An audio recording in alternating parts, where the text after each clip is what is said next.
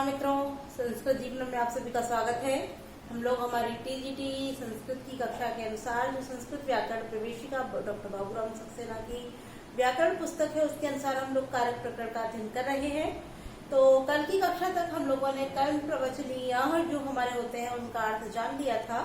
तो आगे बढ़ते हैं, उसी क्रम में हमारे जो संस्कृत व्याकरण प्रवेशिका में अन्य सूत्र कहे गए हैं जिसमें अनुलक्षण तृतीयार्थ हीने उपोधिका इत्यादि जो अविर्भागे इत्यादि जो हमारे सूत्र कहे गए हैं उनके विषय में आज चर्चा करेंगे। तो उससे पहले हम लोग इन सूत्रों की चर्चा करें। एक बार एक नजर पहले हम लोग कर्म प्रवचनीय की ओर फिर डाल लेते हैं। हालांकि कल हम लोगों ने कर्म प्रवचनीय के विषय में अध्ययन कर लिया था कि कर्म प्रवचनीय होते क्या है, किंतु एक नजर हम लोग कर्म प्रवचनीय के ऊपर पहले डाल लेते हैं, उसके बाद हमारे जो सूत्र है उनकी ओर पढ़ते हैं। तो जैसा कि कल कर्म प्रवचनीय हम लोगों ने जाने थे, कर्म क्रिया प्रोक्तवंता कर्म प्रवचनीय, अर्थात जो कर्म और क्रियाओं को जिनके द्वारा कहा जाता है वही कर्म प्रवचनीय होते हैं। ठीक है, इसके साथ ही साथ जो एक श्लोक कहा गया था उस श्लोक के द्वारा भी हम लोगों ने जाना था कि क्रिया या जो हमारा श्लोक था वाक्य पदीयम जो कि भर्तहरि की रचना है, उस भर्तहरि की वाक्य पदीयम में ही जो श्लोक कहा गया है कि क्रियाया द्योतको नायम संबंधस्य नवाचकः नापि क्रियापदाक्षेपी संबंधस्तु भेदकः। अर्थात जो कर्म प्रवचनीय होते हैं न तो वह क्रिया के द्योतक होते हैं और न ही वो जो षष्ठी का संबंध इत्यादि होते हैं उस संबंध कारक के वाचक होते हैं। साथ ही साथ न ही वह क्रियापद के आक्षेपित अर्थात क्रियापद को लक्षित करने वाले होते हैं। तो फिर जो कर्म प्रवचनीय होते हैं वो क्या होते हैं, इसके विषय में भी जान लिया था कि जो संबंध के भेदक होते हैं वही कर्म प्रवचनीय होते हैं। हो सकता है मेरी आवाज थोड़ी कम आ रही हो क्योंकि मुझे बहुत तेज सर्दी हो रखी है, तो सर्दी की वजह से ज्यादा तेज आवाज नहीं हो पा रही है। तो आप लोग कोशिश कीजिए कि अगर आपको आवाज अच्छे से सुनाई दे रही है तो अच्छी बात है, नहीं तो आप लोग ईयरफोन का इस्तेमाल कर सकते हैं आवाज के लिए, क्योंकि सर्दी की वजह से बहुत ज्यादा तेज आवाज नहीं निकल पा रही है। पर पूरी कोशिश कर रही हूँ कि अधिक से अधिक तेज बोल सकूं। चलिए, इसके साथ ही साथ कर्म प्रवचनीय के विषय में हम लोगों ने जाना था कि कर्म प्रवचनीय क्या होते हैं। चलिए आज एक एक पॉइंट करके हम लोग लिख लेते हैं और लिखते हुए क्लियर करते चलते हैं। हालांकि कल बहुत अच्छे से क्लियर हो गए थे, फिर भी एक नजर उसकी ओर डाल लेते हैं। तो सबसे पहला पॉइंट हम लोगों ने क्या जाना था कि उपसर्ग और जो क्या होते हैं निपात होते हैं। ठीक, उपसर्ग और निपात शब्द जो होते हैं ऐसे उपसर्ग और निपात शब्दों की ही जब विशेष संज्ञा होती है, उपसर्ग और निपातों की जब विशेष संज्ञा होती है ना, क्या होती है विशेष संज्ञा। ठीक, यानी कि उपसर्ग और विशेष अर्थों में प्रयुक्त होने पर, उपसर्ग और निपात विशेष अर्थ में प्रयुक्त होने पर क्या हो जाती है, इन उपसर्ग और निपातों की ही कर्म प्रवचनीय संज्ञा हो जाती है। ठीक है, तो जो उपसर्ग और निपातों की जो उपसर्ग हम लोगों ने कल जान लिया, जैसे उप है, अनु है, परि, प्रति इत्यादि जो उपसर्ग होते हैं, ऐसे उपसर्ग और निपात ही जब विशेष अर्थों में प्रयुक्त किए जाते हैं तो वही कर्म प्रवचनीय कहलाते हैं। अर्थात उन उपसर्गों की ही कर्म प्रवचनीय संज्ञा हो जाती है। और जैसा कि एक व्यक्ति को जब हम कोई नाम दे देते हैं तो उसका जो दूसरा नाम होता है वो स्वयं ही हट जाता है।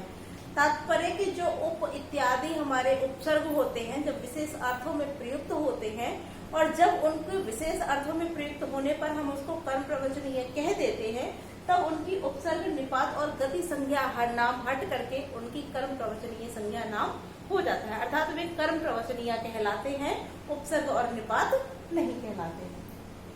ठीक है, आगे कर्म प्रवचनीय क्या होते हैं जैसा कि हम लोगों ने जान लिया। तो जिस प्रकार से उपसर्ग और निपात क्रियाओं के पूर्व जोड़े जाते हैं, चलिए लिखते चलते हैं क्या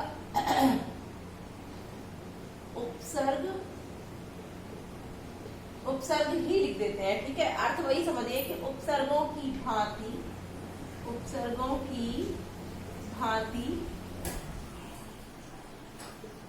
क्रिया के पूर्व, ठीक है, क्रिया के पूर्व ही पूर्व जोड़े जाते हैं, ठीक, क्रिया के पूर्व ही जोड़े जाते हैं।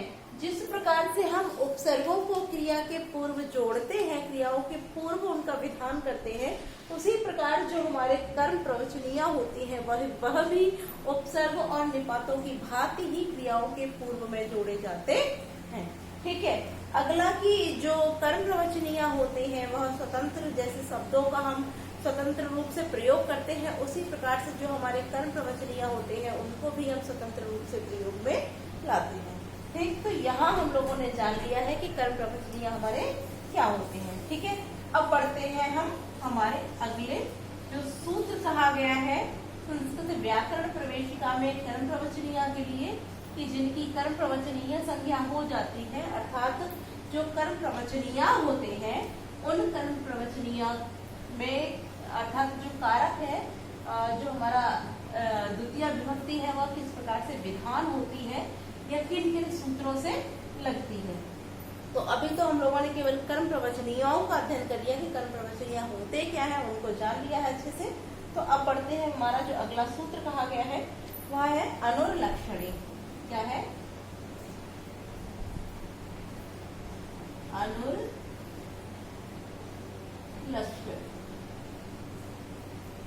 ठीक है। तो आप देखेंगे कि हमारे 192 पेज नंबर संस्कृत व्याकरण प्रवेशिका में यहाँ कर्म प्रवचनिया युक्त द्वितीय, इसके बाद में हमारा पहला सूत्र कर्म प्रवचनिया में दिया गया है वह है अनुर्लक्षणे। अब अनुर्लक्षणे जो हमारा सूत्र है, यह हालांकि यहाँ पर जो हमारी संस्कृत व्याकरण प्रवेशिका है इसमें इस प्रकार से कोई वर्णन नहीं किया गया है कि कौन सा सूत्र परिभाषा सूत्र है, कौन सा अधिकार सूत्र है, कौन सा संज्ञा सूत्र है, कौन सा विधि सूत्र है। फिर भी यदि बात की जाए तो हमारा जो कर्म प्रवचनीय सूत्र होता है यह अधिकार सूत्र होता है, और यह जो अधिकार सूत्र होता है वह किसी विभक्ति या संज्ञा का विधान नहीं करता है, ठीक है। और अनुर्लक्षणे जो हमारा सूत्र है यह संज्ञाएं करता है। कौन सी संज्ञा करता है? तो यह कर्म प्रवचनीय संज्ञा करता है, ठीक है। तो अब इस सूत्र का अध्ययन हम लोग किस तरीके से स्पष्ट कर पाएंगे या बहुत अच्छे से समझ पाएंगे, तो उसके लिए हम क्या करते हैं, यहाँ एक शब्द जोड़ देते हैं, एक शब्द जोड़ लेते हैं। वह क्या जोड़ लेते हैं? कर्म प्रवचनीय, ठीक, जो कि इसका अधिकार है, वह अधिकार सूत्र हम यहाँ रख लेते हैं। अब देखिए इसका अर्थ किस प्रकार से स्पष्ट होता है। यहाँ अर्थ हमारा निकलता है इस सूत्र से कि जो अणु है, क्या है? अणु, ठीक। यहाँ अणु वैसे क्या है? उपसर्ग है, क्योंकि उपसर्गों के अंतर्गत ही हम इस अणु को पढ़ते हैं, ठीक। अब इस अणु की जब लक्षण अर्थ में, यह जो अणु है यह किस अर्थ में? लक्षण अर्थ में, अर्थ में, लक्षण अर्थ में, ठीक। अणु की, सॉरी यहाँ एक शब्द भूल गए, आप लोग लिख लीजिए कि अणु की लक्षण अर्थ में क्या हो जाती? कर्म प्रवचनीय संज्ञा हो जाती है, ठीक है। कि अणु की लक्षण अर्थ में क्या हो जाती है? कर्म प्रवचनीय,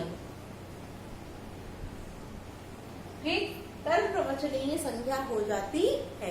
देखिए आप यहीं से स्पष्ट हो जाएगा, अनुर्लक्षणे अर्थात अणु की लक्षण अर्थ में कर्म प्रवचनीय, जो अणु है वह लक्षण अर्थ में कर्म प्रवचनीय हो गया है, अर्थात अणु की लक्षण अर्थ में कर्म प्रवचनीय संज्ञा हो जाती है, ठीक है। स्पष्ट हो गया होगा, ठीक। चलिए अब देखते हैं इसका उदाहरण। इसका उदाहरण जो हमारी इस पुस्तक में कहा गया है वह लिखा हुआ है जपम अनु प्रावर्षति।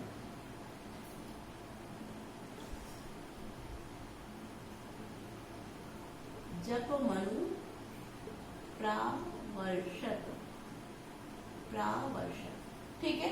इस प्रकार से यहाँ हमारा उदाहरण दिया गया जपमनु प्रावर्षत। अब इसको एक काम करते हैं, हालांकि उदाहरण यही है, इस यह संधि होकर के लिखा हुआ है, यहाँ पर जपम धन अनु लिखा है, तो इसको हम भिन्न भिन्न करके लिख लेते हैं, अर्थात संधि विच्छेद कर करके लिख लेते हैं, ठीक है। तो अन्य कुछ नहीं करेंगे, केवल इसको संधि विच्छेद करके लिख लेंगे हम। क्या हो जाएगा? जपम अनु प्रावर्षत, ठीक है। क्या हो गया हमारा? जपम अनु प्रावर्षत, ठीक, अब आप देखिए यहाँ पर इस शब्द का, इस वाक्य का जो अर्थ है वह क्या हुआ कि जप के पश्चात या जप के बाद प्रावर्षित माने वर्षा हुई, कि किसी व्यक्ति ने जप किया, उसके जप से प्रसन्न होकर या जप के समाप्त होने के पश्चात ही वर्षा आरंभ हुई या वर्षा होने लगी। ठीक है, तात्पर्य क्या है कि जप होने के कारण ही वर्षा हुई। भाई जिस व्यक्ति ने जप किया उसके जप की तप से, अर्थात जिसने जाप किया उसके जप का जो प्रभाव इतना अधिक बढ़ा कि उसके जप होने के कारण या जप के कारण ही वर्षा हुई। ठीक है, तो अब वैसे तो आप देख रहे हैं कि अनु शब्द जो होता है, अनु उपसर्ग जो होता है उसका अर्थ क्या हो जाता है, पश्चात। तो अगर अर्थ देखेंगे तो वही हो गया कि जप के बाद वर्षा हुई, लेकिन अर्थ किस अर्थ में निकल रहा है कि जप होने के कारण, किसी व्यक्ति ने जप किया, जप अधिक हुआ, अर्थात जप किया, जप करने के कारण ही क्या हुई, वर्षा हुई। ठीक है, तो अब आप यहाँ देखेंगे कि जप होने के कारण ही वर्षा होती है। ठीक, तो यहाँ जो अनु शब्द है, जो अनु हमारा उपसर्ग था, यह विशेष अर्थ में यहाँ प्रयुक्त हो जाने के कारण इस अनु की क्या हो जाती है, कर्म प्रवचनीय संज्ञा हो जाती है। ठीक है, तो यहाँ अगर आपसे अब प्रश्न देखिए यहाँ किस प्रकार से पूछे जा सकते हैं। यहाँ से आपके 3-4 प्रश्न बन सकते हैं। वो प्रश्न कौन कौन से बन सकते हैं, आइए उन प्रश्नों को देखते हैं। आपकी परीक्षा में यह उदाहरण देकर पूछ दिया जाएगा कि यहाँ इस जपम अनुप्रावर्षित शब्द में जो कर्म प्रवचनीय संज्ञा है वह किस सूत्र से हुई है। ठीक है, क्या पूछेंगे कि जपम अनुप्रावर्षित सूत्र वाक्य में किस सूत्र से कर्म प्रवचनीय संज्ञा होती है। तो हो सकता है एक तो हमारा यही आपको मिलेगा कि अनुलक्षणी, ठीक, दूसरा दिया होगा कर्म प्रवचनीय या इत्यादि, इनके अतिरिक्त उपो अधिके, हीने या तृतीयार्थे या अविर्भागे, यानी कोई सा भी सूत्र आपको वहां पर दे सकते हैं। ठीक, लेकिन आपने क्या जाना कि अनुलक्षणे अर्थात अनु की लक्षण अर्थ में। अब यहाँ जो अनु हमारा उपसर्ग था यह कर्म प्रवचनीय किस अर्थ में हो गया, कर्म प्रवचनीय जब यह अनु उपसर्ग हमारा विशेष अर्थ लक्षण अर्थ में प्रयुक्त हुआ है। ठीक है, लक्षण अर्थ में प्रयुक्त होने के कारण ही इसकी कर्म प्रवचनीय संज्ञा हो गई है। ठीक, अब किस सूत्र से हुई है, तो अनुलक्षणे सूत्र से इस अनु की कर्म प्रवचनीय संज्ञा हो जाती है। ठीक, और जब इस अनु की कर्म प्रवचनीय संज्ञा हो करके यहाँ जपम में आप देख रहे हैं द्वितीय विभक्ति हो गई है, तो यहाँ अब प्रश्न दूसरा हमारा बन जाता है कि इस जपम शब्द में द्वितीय किस सूत्र से होती है। ठीक है, तो कल हम लोगों ने कर्म प्रवचनीय से पहले एक अन्य सूत्र पढ़ा था, और वैसे तो बाबूराम सक्सेना में वही सूत्र दिया, उसके नीचे कर्म प्रवचनीय लिखा है। वह कौन सा है, कर्म प्रवचनीय युक्ते युक्ते द्वितीय। ठीक, कर्म प्रवचनीय युक्ते द्वितीय, इस सूत्र से यहाँ जपम शब्द में द्वितीय हो जाती है। ठीक है, तो अब स्पष्ट हो गया होगा इस अनु की किस अर्थ में, अगर प्रश्न पूछा जाता है कि अनु का जो है, अनु शब्द जो है, इस अनु की कर्म प्रवचनीय किस सूत्र से होती है, तो अनुलक्षणी अर्थात अनु का लक्षण अर्थ में कर्म प्रवचनीय संज्ञा हो जाती है। अब प्रश्न हम लोगों ने यह भी देख लिया कि जपम में द्वितीय किस सूत्र से हुई है, तो कर्म प्रवचनीय युक्त द्वितीय सूत्र से यहाँ पर द्वितीय विभक्ति हुई है। तीसरा प्रश्न हमारा बन जाता है कि जो अनु जो हमारा शब्द है यहाँ पर, इसकी कर्म प्रवचनीय किस अर्थ में हुई है। ठीक है, कि अनु की कर्म प्रवचनीय किस अर्थ में हुई है, तो आप लोग यहाँ परिभाषा से ही देख लीजिए, और सूत्र में भी होता है, लक्षित हो रहा है यहाँ से कि अनु की लक्षण अर्थ में कर्म प्रवचनीय संज्ञा हुई है। किस अर्थ में, तो अनु की लक्षण अर्थ में, अर्थात उत्तर क्या हो जाएगा हमारा, लक्षण अर्थ में। ठीक है, तो इस प्रकार से हमारे यहाँ 3 प्रश्न बन जाते हैं कि अनु की किस अर्थ में कर्म प्रवचनीय संज्ञा हुई है, तो लक्षण अर्थ में हुई है। अनु की कर्म प्रवचनीय संज्ञा किस सूत्र से हुई है, तो अनुलक्षण सूत्र से हुई है। और जपम शब्द में द्वितीय विभक्ति किस सूत्र से हुई है? तो कर्म प्रवचनीय युक्ते द्वितीया, इस सूत्र से यहाँ पर द्वितीय विभक्ति हुई है। ठीक है, और आप लोगों से यदि पूछा जाए कि किस सूत्र से कर्म प्रवचनीय हुई है, तो आप लोग कर्म प्रवचनीय सूत्र से कर्म प्रवचनीय संज्ञा मत मार दीजिएगा, क्योंकि कर्म प्रवचनीय जो हमारा सूत्र है वो केवल अधिकार सूत्र है।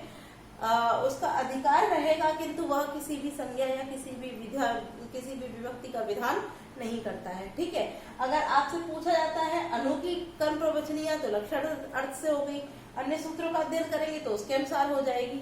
ठीक है, किंतु कर्म प्रवचनीय जो सूत्र है यह किसी भी शब्द की कर्म प्रवचनीय संज्ञा नहीं करता है। स्पष्ट रखिए, कर्म प्रवचनीय किसी भी शब्द की कर्म प्रवचनीय सूत्र से नहीं होती है। ठीक है, ध्यान रखिएगा, ये बहुत ही महत्वपूर्ण पॉइंट है। चलिए आगे बढ़ते हैं। ये हमारा सूत्र हमारा जो है स्पष्ट हो गया होगा। आगे देखते हैं अगला सूत्र हमारा, इसको यहीं लिखे रहने देते हैं क्योंकि अभी इन सूत्रों की आवश्यकता पड़ेगी अन्य सूत्रों के लिए भी। तो चलिए अगला देखते हैं हम।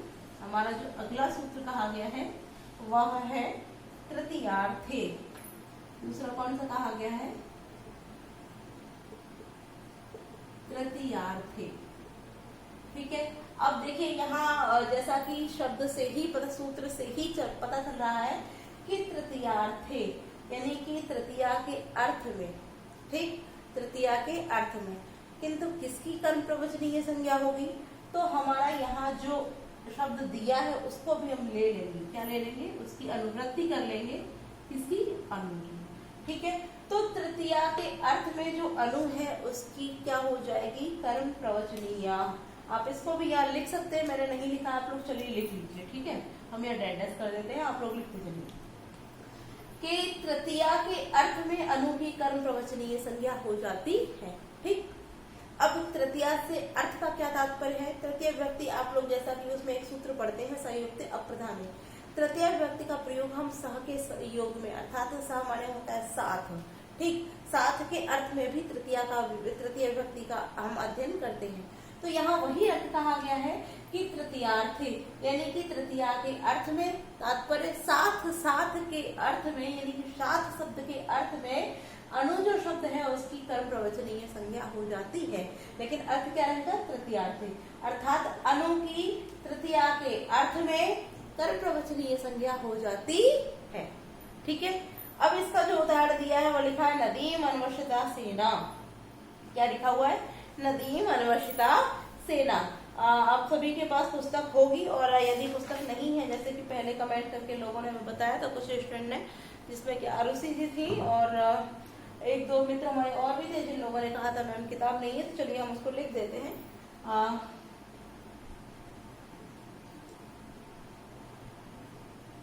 नदी अनुवशिता वसिता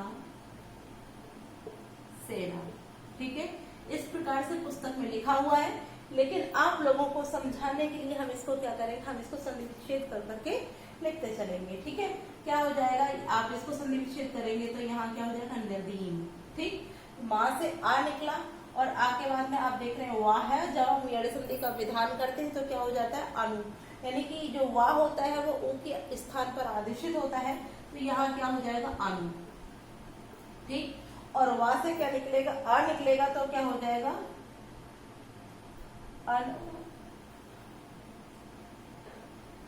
अनुवसिता, अनु यही हो जाएगा। ठीक है, उसके बाद में हो जाएगा हमारा वसिता,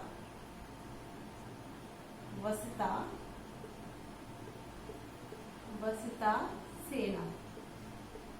ठीक है, तो इसको हमने संधि विच्छेद कर करके लिख लिया, तब क्या हो जाएगा हमारा? नदीम अनुवसिता सेना। ठीक, अब इसका अर्थ क्या हो जाता है कि जो सेना है वह नदीम माने नदी के, अनु माने साथ साथ, वसिता माने रहती है, यानी कि साथ साथ रहती है। जो सेना है, कोई सेना है, वह नदी के किनारे किनारे रहती है। किनारे अर्थात जैसे जैसे नदी बहती चलती है उसके साथ साथ ही वह सेना रहती है। ठीक है, तो यहाँ जो अनु शब्द है वो किसके अर्थ में आया है? यहाँ पर सेना जो है नदी के साथ साथ रहती है। ठीक, तो यहाँ जो हमारा अनु शब्द है वो साथ के अर्थ में प्रयुक्त हुआ है, और साथ से अर्थ क्या हो गया, तृतीयार्थे, अर्थात तृतीया के अर्थ में प्रयुक्त हुआ है। तो यहाँ जो अनु है वो तृतीया के अर्थ में प्रयुक्त हुआ है, इसलिए इस अनु की कर्म प्रवचनिया किस सूत्र से हो जाएगी, तो तृतीयार्थे सूत्र से इस अनु की कर्म प्रवचनीय संज्ञा हो जाती है। ठीक है, स्पष्ट हो गया होगा। चलिए प्रश्न फिर देख लेते हैं। यहाँ पर अब आपके पास 3 ऑप्शन हो जाते हैं।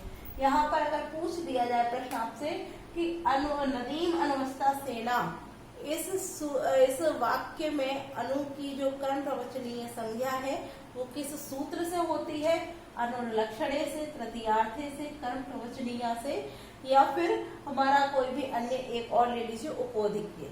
ठीक है, तो आप लोग भी कमेंट कीजिए कि किस सूत्र से यहाँ पर नदीम अनवस्था सेना में किस सूत्र से हमारी कर्म प्रवचनीय संज्ञा हो जाती है। ठीक है, इसके पश्चात यदि आपसे दूसरा प्रश्न इस प्रकार से पूछा जा सकता है कि नदीम अनवस्था सेना में यहाँ किस अर्थ में कर्म प्रवचनीय संज्ञा हुई है, किस अर्थ में कर्म प्रवचनीय संज्ञा हुई है, तो आप लोग समझ रहे होंगे कि किस अर्थ में हुई है, तो तृतीयार्थे, अर्थात तृतीया के अर्थ में यहाँ पर अनु की कर्म प्रवचनीय संज्ञा हो जाती है। ठीक है, स्पष्ट हो गया है। अब यहाँ तीसरा प्रश्न हमारा किस प्रकार से बन सकता है कि नदीम में आप देख रहे होंगे, नदीम में द्वितीय विभक्ति का विधान किया गया है, तो कि नदीम जो शब्द है अर्थात नदी शब्द में द्वितीय विभक्ति किस सूत्र से हुई है, तो वहां ऑप्शन दिया गया हुआ कर्म प्रवचनीय, हमारा दूसरा सूत्र जो दिया है कर्म प्रवचनीय युक्त द्वितीय, और तीसरा सूत्र आपको वहां कर्मणि द्वितीय भी देखने को मिल सकता है जो कि द्वितीय का ही विधान करता है, और हो सकता है तीसरा इनमें से तृतीयार्थे ही दिया गया हो। ठीक है, तो आप लोग ध्यान रखेंगे यदि कर्म प्रवचनीय संज्ञा पूछी जाती है कि किस सूत्र से होती है, तो तृतीयार्थे से हो जाएगी। द्वितीय किस सूत्र से होगी नदीम में, तो कर्म प्रवचनीय युक्त द्वितीय से हो जाएगी। और किस अर्थ में यहाँ पर अनु की कर्म प्रवचनीय संज्ञा हुई है, तो तृतीया के अर्थ में यहाँ पर कर्म प्रवचनीय संज्ञा हो जाती है। ठीक है, दोनों सूत्र आपके स्पष्ट हो गए हैं, और सूत्रों के साथ साथ जो उदाहरण है और यहाँ से जो प्रश्न पूछे जा सकते हैं उन सभी का हम लोगों ने अध्ययन कर लिया है। तो ये आगे बढ़ते हैं अगले सूत्र की ओर।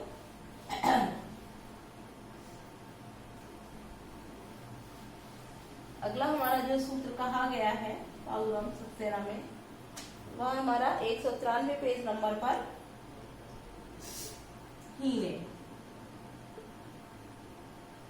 ठीक है, अगला जो सूत्र है वह क्या है, हीने। अब यहाँ पर भी आप इस हीने शब्द से तो नहीं स्पष्ट हो पा रहा होगा कि हीने शब्द से यहाँ क्या अर्थ है या क्या होगा, इसका समझ में नहीं आ रहा होगा। चलिए एक चीज हमारी अनुलक्षणे वाले सूत्र में छूट रही है, मुझे थोड़ा सा ध्यान आता जा रहा है। चलिए उसको थोड़ा सा देख लेते हैं, क्योंकि फिर भूल जाएंगे तो फिर गड़बड़ हो जाएगा। अगर आपसे पूछा जाता है कि अनुलक्षणे जो हमारा सूत्र है वो कर्म प्रवचनीय होता है, कर्म प्रवचनीय संज्ञा करता है, किंतु ये किस सूत्र का निषेध करता है। ठीक है, एक प्रश्न हमारा यहाँ यह बन जाता है कि अनुलक्षणे जो सूत्र है यह किस सूत्र का निषेध करता है। तो आपने जैसा कि तृतीय विभक्ति में एक सूत्र पढ़ा होगा हेतु, कौन सा सूत्र पढ़ा है, हेतु। इस हेतु सूत्र का निषेध करता है कौन, अनुलक्षणे, जो हमारा कर्म प्रवचनीय संज्ञा करने वाला सूत्र है वह अनुलक्षणे सूत्र है, इस हेतु सूत्र का निषेध करता है। क्यों निषेध करता है, क्योंकि जैसा हमने उदाहरण में देखा था कि जप मनु प्रावर्षत, अर्थात कि जप करने के कारण ही वर्षा हुई। और जो हेतु शब्द होता है वह भी आपने देखा होगा कि कारण के अर्थ में ही प्रयुक्त किया जाता है, कि जैसे कि वह भोजन के कारण परिश्रम करता है, या वह अध्ययन हेतु काशी में रहता है, या अध्ययन के कारण काशी में रहता है। ठीक है, तो वहां कारण शब्द के लिए ही हम हेतु शब्द का हेतु सूत्र का प्रयोग करके वहां क्या करते हैं, तृतीय व्यक्ति का विधान करते हैं। और इस हेतु अर्थात जो हमारा जप मनु प्रावर्षत जो था उसमें कहा गया था कि जप के कारण ही वर्षा हुई, तो वहां जप के कारण हुई तो वहां पर हेतु सूत्र लगकर तृतीय होनी चाहिए थी, किंतु अनुलक्षणे ने अनु की कर्म प्रवचनीय लक्षण अर्थ में करके वहां पर उस हेतु सूत्र का निषेध किया और वहां पर कर्म प्रवचनीय संज्ञा कर दी। ठीक है, तो आप लोग इसको ध्यान रखेंगे, यह महत्वपूर्ण पॉइंट है, मुझे याद आ गया, मेरे दिमाग से निकल गया था किंतु मैं पूरी कोशिश करती हूँ कि आपके कोई भी प्रश्न परीक्षा से संबंधित परीक्षा में पूछे जा सकते हैं वो ना छूटे, इसलिए। लेकिन आप लोग भी थोड़ा सा कष्ट अवश्य किया कीजिए कि आपकी जानकारी में जितने भी लोग हैं आप उन लोगों को अधिक से अधिक संख्या में लाइव लेके आइए, क्योंकि आप लोगों की लाइव की संख्या जो है वो नहीं बढ़ रही है और मुझे अच्छा नहीं लगता है कि आप लोग बहुत कम संख्या में लाइव आते हैं। तो आप लोग पूरी कोशिश कीजिए कि अधिक से अधिक संख्या में आप लोग लाइव आए और पूरी कक्षा को नियमित रूप से प्रतिदिन देखा कीजिए, जो कि हमारी सोमवार से शनिवार तक क्लास चलती है। संडे को क्लास नहीं होती है, जैसा कि आप सभी जानते हैं। मैं भी एक गृहिणी हूँ तो मुझे घर के काफी काम होते हैं। चलिए देखते हैं अब हमारा जो अगला सूत्र है हीने।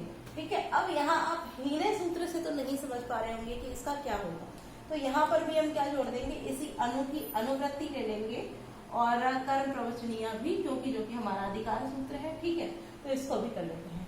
अब हम इसको स्पष्ट रूप से समझ लेंगे कि जो अनु है यह हीने माने हीन अर्थ में आने पर इसकी भी कर्म प्रवचनीय संज्ञा हो जाती है।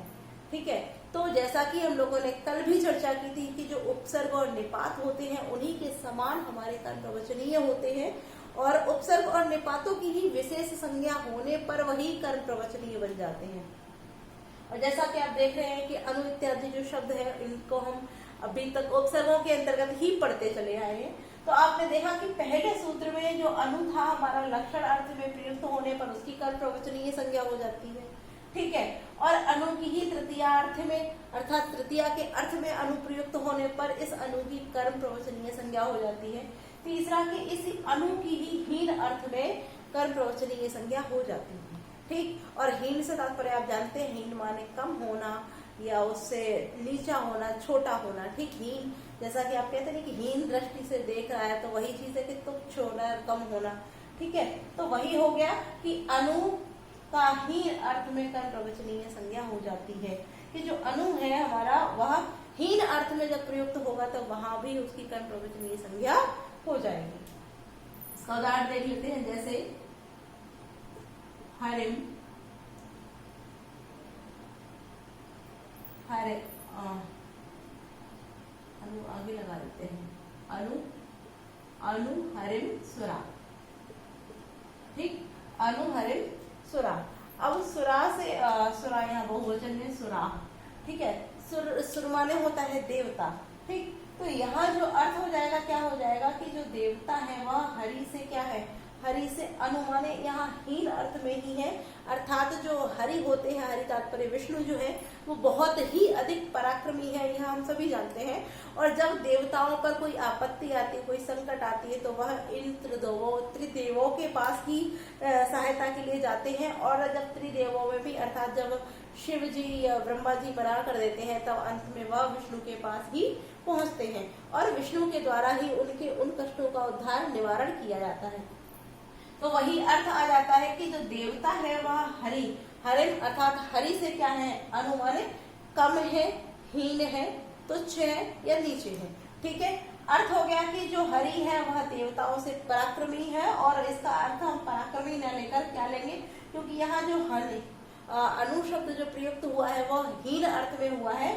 तो हीन अर्थात जो सुरा है, देव है, वह क्या है, इन हरि से निम्न है या इनसे नीचे है। ठीक, तात्पर्य कि इनसे पराक्रम में कम है। ठीक है, तो यह अर्थ निकलता है। अब आपने देखा कि यह जो अनु शब्द प्रयुक्त हुआ है किस अर्थ में प्रयुक्त हुआ है, हीन अर्थ में प्रयुक्त हुआ है। तो इस अनु का हीन अर्थ में प्रयुक्त होने पर यहाँ पर भी इसकी कर्म प्रवचनीय संज्ञा हो जाती है। ठीक है, अब यहाँ इसकी कर्म प्रवचनीय संज्ञा हो जाती है तो आप लोग समझ गए होंगे। अब प्रश्न देख लीजिए।